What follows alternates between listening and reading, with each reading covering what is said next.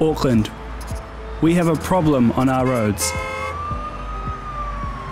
749 Aucklanders now live with the aftermath of a life-changing trauma due to road tragedies in 2017. 64 others lost their lives. Major crashes on our region's roads have been steadily rising since 2012. We make mistakes every day, but on New Zealand roads, those mistakes can easily lead to death or serious injury. Weather and vehicle conditions play their part in road incidents, and regardless of our driving skills, it is the speed at which our vehicle is travelling that dictates whether people will walk away from a crash or be carried away.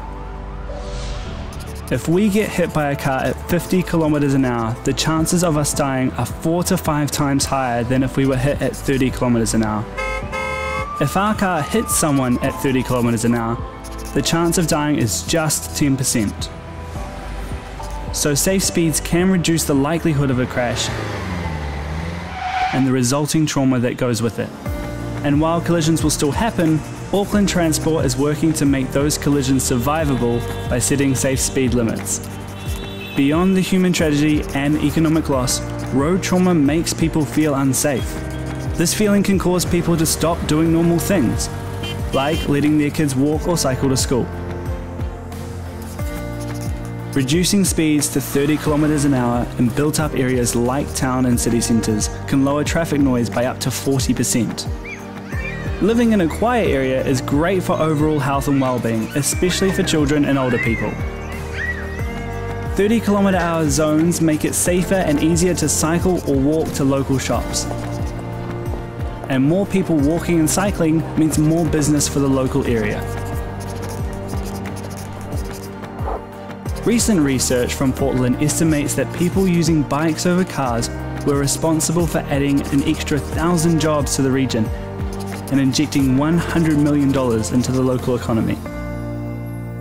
An increase in people walking also brings social benefits, as we get to know each other and look out for one another.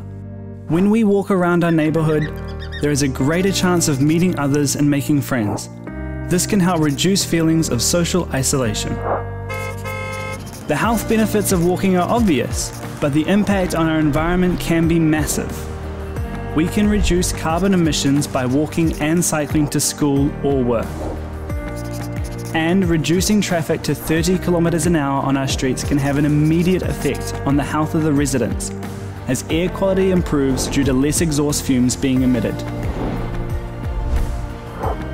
As you can see, reducing speeds in the Auckland city centre and some town centres to 30 kilometers an hour and to 60 or 80 kilometers an hour in some rural zones will have benefits that reach far and wide.